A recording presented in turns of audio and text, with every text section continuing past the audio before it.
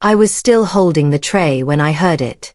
"Let's be honest," my mother-in-law said, her voice dropping into something colder, sharper. "She's not exactly long-term material." Laughter followed. Soft. Casual. Like it was normal. My hands froze. Just minutes ago, she had been smiling at me across the table, telling me how lucky her son was. She even touched my arm.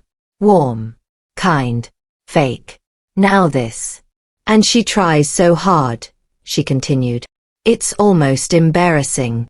My chest tightened. Then came the part that broke something inside me. My husband laughed. Not nervous. Not awkward. Real laughter. "I mean, you're not wrong," he said. "I just didn't expect her to take everything so seriously."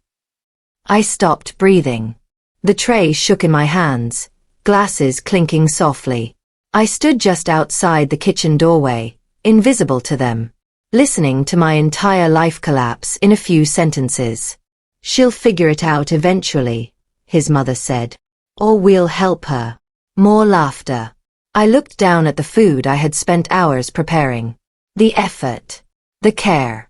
The hope that tonight would finally make me feel accepted. It felt stupid now.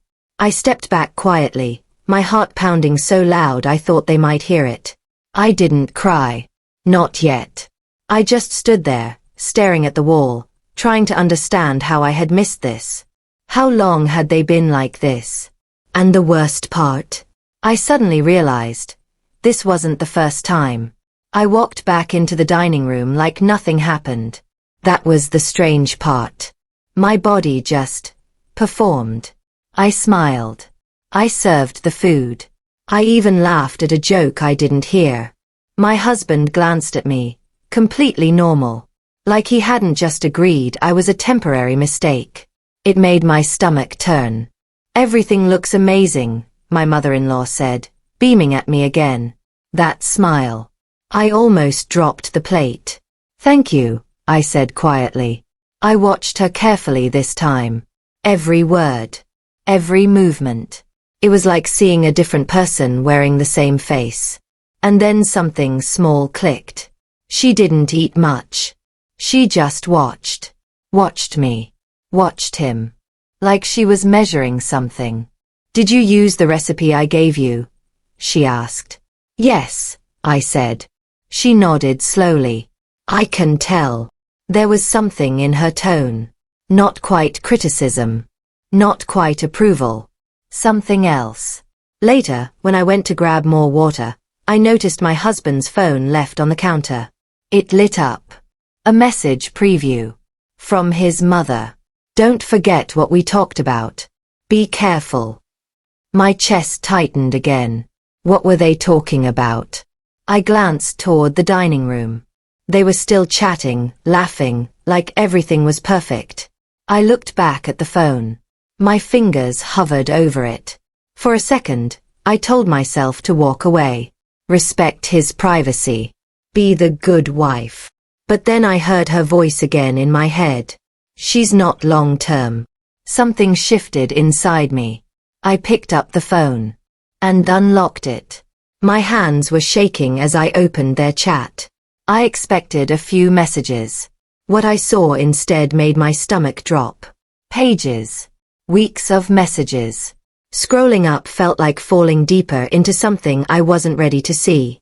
"Did you talk to her about the job yet?" his mother had written. "Not yet. Timing matters," he replied. My heart skipped. What job? Another message. "She's getting too comfortable." I know. I'll handle it. My throat went dry. Handle what? Then one line hit harder than anything else. "You deserve better than this situation." His response came seconds later. I know. I felt like the air had been knocked out of me. There was more. Soften her up first. Make sure she doesn't suspect anything. I've got it under control. My vision blurred. I kept reading, even though I knew I shouldn't. Even though every word hurt. "She trusts you too much," his mother wrote. And then, "That's why this will work." I froze. This will work. What would? Footsteps. I quickly locked the phone and set it down, my heart racing. My husband walked in, smiling. Hey, you okay? I looked at him. Really looked at him. And for the first time, I didn't recognize the person in front of me. Yeah, I said softly. I'm fine. But inside, something had changed. Because now I knew one thing for sure. They weren't just talking about me. They were planning something. And I had no idea how deep it went. Dinner ended like nothing was wrong. Plates cleared. Small talk continued. Laughter filled the room. And I played my part perfectly. But inside, my mind wouldn't stop racing. Every word from those messages replayed over and over. This will work. What would? When his parents finally left, I felt the shift immediately. Silence. Just the two of us. My husband stretched casually. That went well. I stared at him. Did it? You think so? I asked. Yeah, he shrugged. Mom likes you. The lie was so smooth it almost impressed me. I nodded slowly. That's good. He smiled, completely at ease. You worry too much. That sentence hit differently now. Was that part of it too? Making me doubt myself? Later that night, I lay awake next to him, staring at the ceiling. He fell asleep quickly, peacefully, like he had nothing to hide. I turned slightly, watching him. The same person I trusted, built a life with. And now, I didn't know what was real anymore. Then something else came back to me. The message about the job. I sat up slowly. There was only one job that could matter this much. Mine. But why would they be talking about it? And why did it sound like I wasn't supposed to know? I reached for my phone and opened my email. Nothing unusual. No warnings. No changes.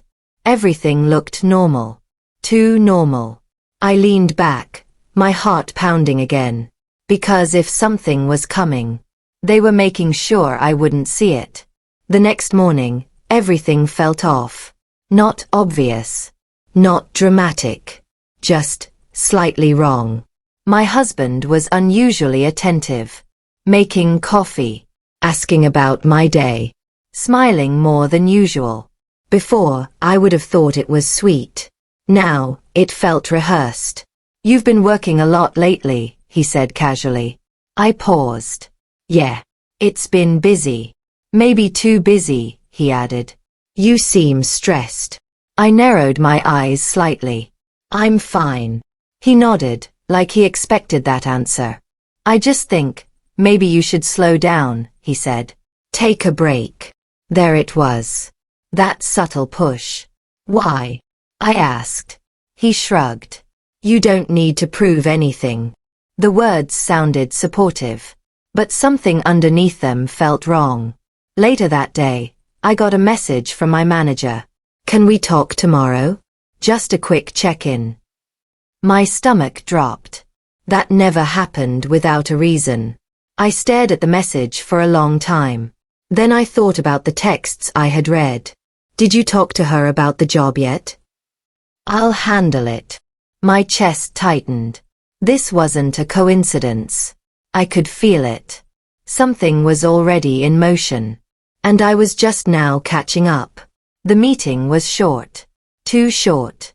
My manager looked uncomfortable the entire time. That's strange, I said, trying to stay calm. I wasn't aware of any issues. He hesitated. There have been concerns raised. By who? He avoided my eyes. It's not about one person. I knew that wasn't true. Can you be specific? I pressed. He sighed. There are claims that you've been distracted. Not fully focused. My hands tightened under the table. That's not accurate. I understand, he said quickly. But we have to take these things seriously. Claims. Not facts. Claims. Then something clicked. Did someone contact you directly? I asked. He paused. Too long. I can't disclose that, he said. But I already had my answer. I left the office with a hollow feeling in my chest. This wasn't random. Someone had planted doubt. Someone wanted me to look unstable, unreliable. And there were only two people who had been talking about my job like it was a problem. When I got home, my husband was already there. He looked up. "Hey, how was your day?" I studied his face carefully. He looked normal, concerned, even. "It was interesting," I said slowly. "Yeah?" he asked. I nodded. And then I decided something. I wasn't going to confront him. Not yet. Because if they were planning something, I needed to know exactly what it was before they finished it. That night, I didn't sleep much.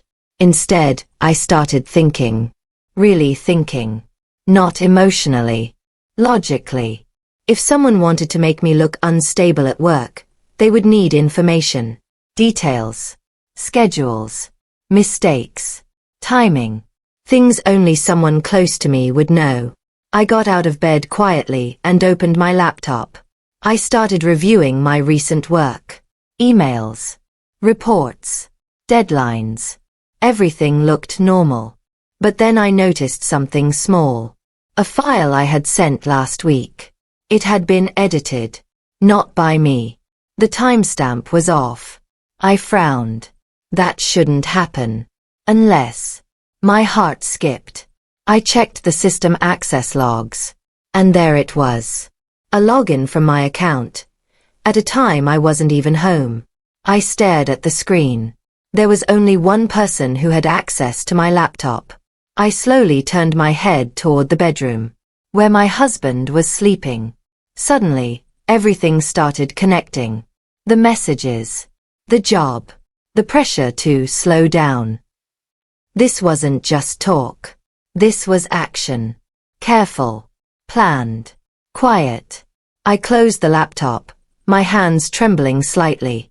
I wasn't just being judged. I was being set up. And the worst part?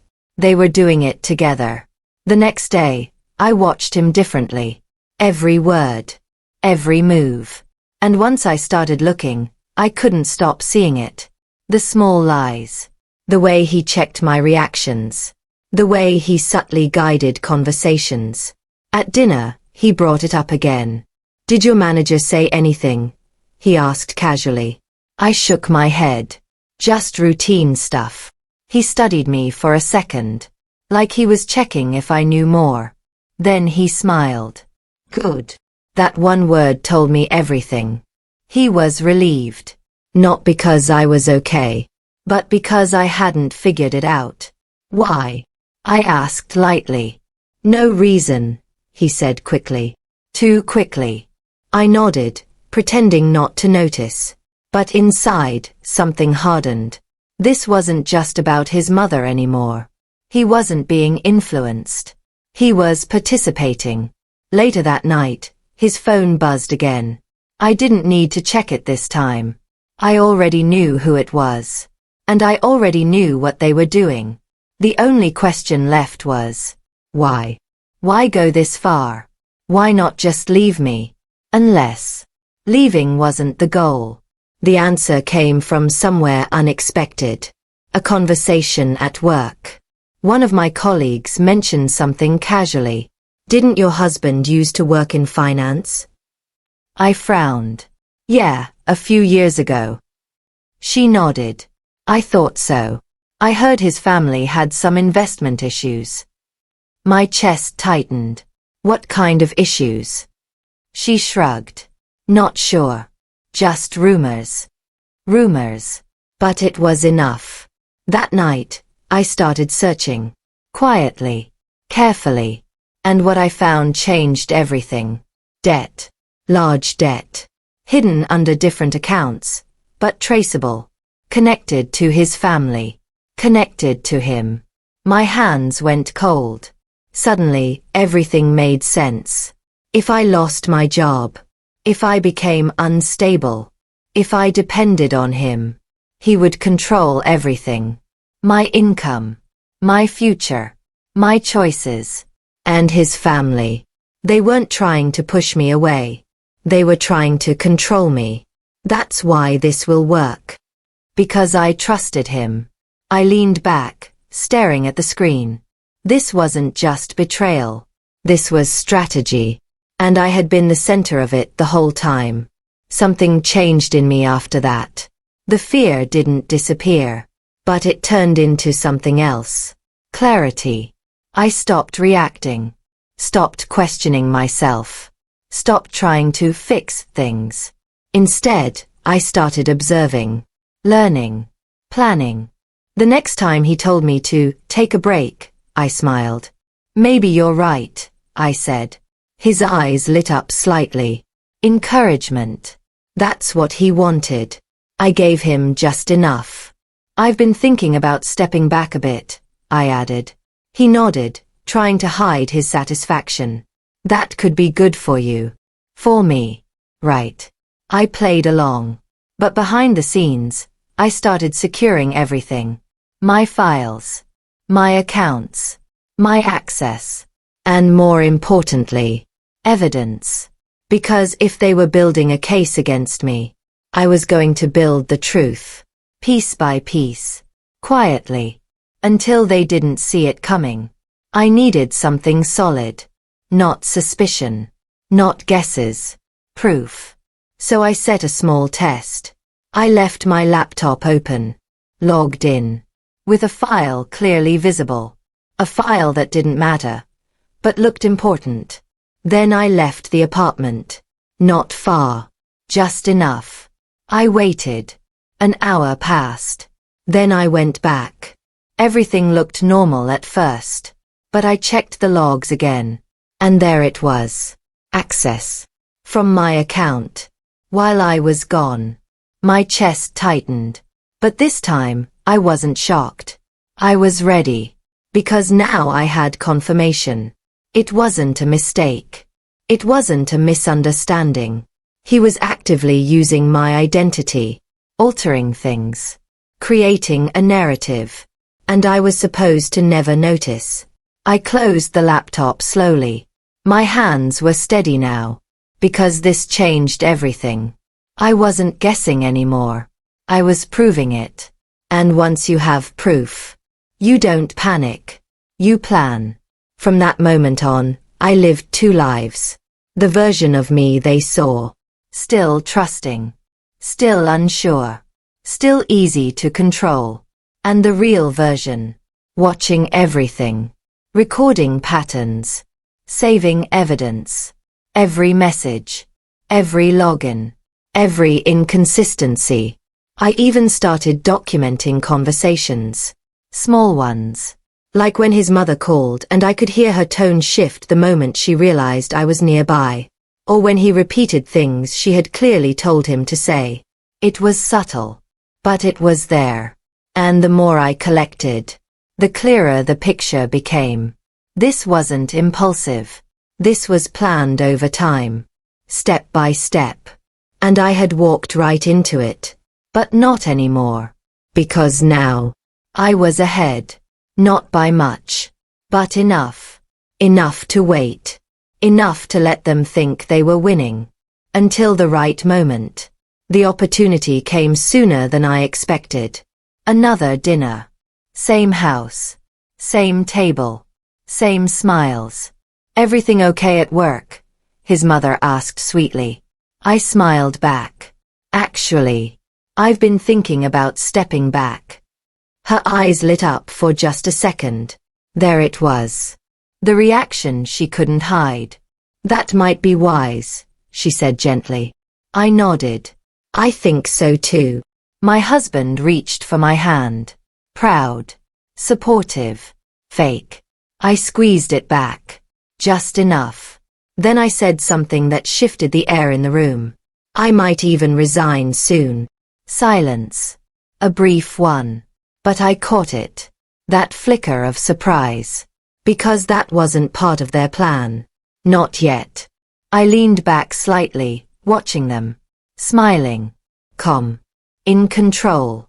Because for the first time since that night in the kitchen, I wasn't reacting anymore. I was leading. And they had no idea.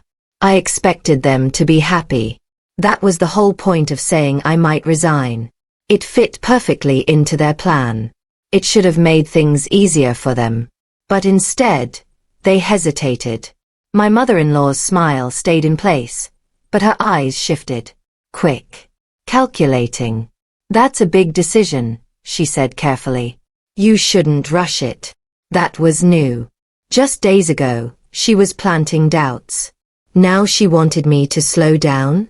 I've been thinking about it for a while, I said calmly. My husband squeezed my hand again. We can figure it out together. Together. I almost laughed. I'd like that, I replied softly. But inside I was watching them. Me quitting now would remove their leverage. If I left on my own terms, they couldn't push me out. Couldn't control the narrative. They needed me to fail, not walk away. That's why they were hesitating. And that told me something important. Their plan wasn't just about my job. It needed timing, structure, something bigger. That night, I pretended to go to sleep early, but I stayed awake, waiting. And around midnight, I heard it. His voice, low, careful, on the phone. I think she's catching on, he whispered. Silence. Then his mother's voice, faint but sharp. Then we move faster. My heart didn't race this time, because now I finally knew. They were running out of time. And that meant I was getting closer to the truth. The next morning, I acted like nothing had changed. But inside, everything was sharper, focused. I needed to know what they were rushing toward. So I went back to the one place they didn't think I'd look closely enough. The finances. Not mine. Theirs. I had already seen hints of debt. But this time I went deeper. Cross-checking names. Accounts. Old records. And then I found it. A document buried under layers of transfers. A joint financial agreement. My name. His name. My chest tightened. I opened it fully. And my stomach dropped. It was structured in a way that tied my income to shared liability. Legal. Signed. But something was off. The date. I stared at it. I didn't remember signing anything that day. Not clearly. Then it hit me. That was the same week his mother insisted we organize paperwork. The same week he handled most of it. I felt cold. They didn't just want control. They were setting me up to absorb their debt. If I lost my job, if I looked unstable, everything would fall on me. Legally, quietly, cleanly. I leaned back, my heart steady now. Because this wasn't just betrayal anymore. This was fraud. Carefully planned. But not perfect. Because they made one mistake. They assumed I would never look closely. And now that I had, they had no idea what was coming. I didn't confront them. Instead, I did something they never expected. I asked for help. Quietly. Professionally. I reached out to a legal advisor recommended through work. Someone neutral. Discreet. I didn't explain everything at first. Just enough. Documents. Dates. Concerns. He reviewed everything carefully. Then he looked at me. This is serious, he said. I know. You may not be legally responsible for all of this, he continued. But someone clearly intended for you to be. I nodded slowly. That confirmed it. What should I do? I asked. He leaned back. Don't alert them, he said. And don't make sudden moves. I almost smiled. Too late for that. They're already moving, I said quietly. He studied me for a moment. Then nodded. Then we document everything, he said. And when the time comes, we act. Act. That word settled something inside me. This wasn't just defense anymore. This was strategy. And for the first time, I wasn't alone in it. The next dinner wasn't casual. It felt staged. More people were invited this time. Extended family. A few close friends. Too many witnesses. That alone told me something. They were preparing for something public. Big news soon, his mother said with a bright smile. I tilted my head slightly. Oh. She glanced at my husband. We're just excited about the future, he added. Future. Right. I smiled politely. Inside, I was connecting the dots. If they wanted to shift financial responsibility, if they wanted to make me look unstable, doing it in front of others would make it easier, more believable, more final. I let them talk. Let them build their moment. Because I had something they didn't. Proof. And patience. As the night went on, I noticed something else. My husband kept checking his phone. Waiting. For something. Or someone. And then it happened. A message came in. His expression changed instantly. Relief. Excitement. He looked at his mother. And she gave the smallest nod. That was the signal. Something was about to happen. And this time, they were ready to show it. It happened fast. Too fast for anyone else to question. My husband stood up, clearing his throat. I think it's time we talk about something important, he said. All eyes turned to him. My chest stayed calm. Because I already knew. We've been concerned about her, he continued, gesturing toward me. Concerned. Right. She's been under a lot of stress, his mother added softly. I looked down, playing my part. We think it might be best if she steps back, he said. From work. From responsibilities. There it was. The setup. Gentle. Caring. Completely controlled. She needs support, his mother said. And stability. The room shifted. People nodded. Sympathy. Exactly what they wanted. I took a slow breath. Let the silence stretch. Then I looked up. Calm. Clear. I agree, I said. They froze. Just for a second. I do need clarity, I continued. I reached into my bag. And pulled out a folder. Their smiles faded. Especially about things like this, I added. And I placed the document on the table. The one with my name on it. The one I never agreed to. The room went silent. And for the first time, they weren't in control of the story anymore.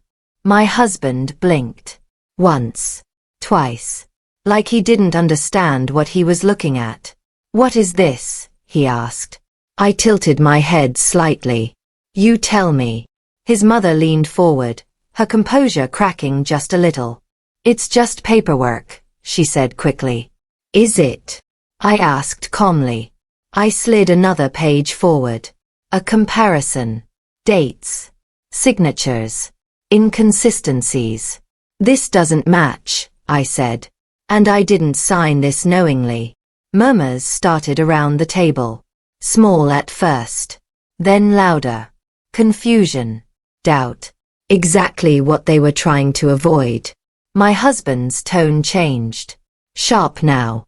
You're overreacting, he said. I met his eyes. No, I said quietly. I'm finally reacting correctly. That landed. Hard. His mother tried to recover. This isn't the time. I think it is, I interrupted gently. Because they chose this moment. This audience. This stage. And now. It belonged to me. I didn't raise my voice. I didn't rush. I just laid everything out. Step by step. The messages. The access logs. The edits made from my account. The attempts to question my stability. Every piece. Clear. Calm. Undeniable. This wasn't concern, I said. This was coordination. Silence filled the room. Heavy. Uncomfortable. Real. My husband stood up abruptly. This is ridiculous. Is it? I asked. I turned slightly. Then explain the login times, I added. He didn't. Because he couldn't. His mother tried again. You're twisting things. No, I said softly. I stopped ignoring them. That was the moment everything shifted. People stopped looking at me with sympathy and started looking at them with doubt. The narrative broke right in front of them, and there was nothing they could do to fix it. After that night, things moved fast. Not emotionally, legally, quietly. My advisor took over. Reports were filed. Accounts were reviewed. And the truth started surfacing in places they couldn't control. Work. Financial institutions. Legal channels. My husband tried to contact me. Repeatedly. Calls. Messages. I didn't respond. Not because I was angry, but because I didn't need to anymore. He had already said everything that mattered. His mother tried too. Her tone changed completely. Apologies. Explanations. Blame shifting. It didn't work. Because the facts were already in motion. And facts don't respond to manipulation. The investigation didn't take long. There was too much evidence. Too many inconsistencies. Too many attempts to redirect responsibility. The outcome was clear. The financial liability didn't fall on me. It never legally could. But their attempt to make it happen, that had consequences. Serious ones. My husband lost his position. His reputation followed. Quietly. Completely. His family's financial situation became visible in ways they couldn't hide anymore. Accounts frozen. Audits triggered. Control lost. Everything they tried to protect started slipping away. And this time, there was no one left to shift it onto. He showed up one last time. At my door. No anger. No confidence. Just desperation. I didn't think it would go this far, he said. I looked at him. Really looked. You didn't think I'd see it, I corrected. He swallowed. My mother. This wasn't just her, I said calmly.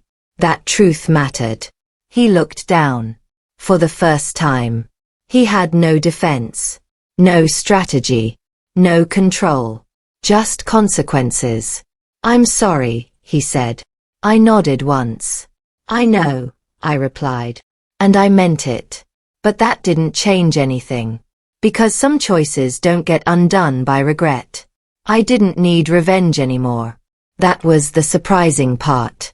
Because the truth had already done everything for me. I kept my job. My name.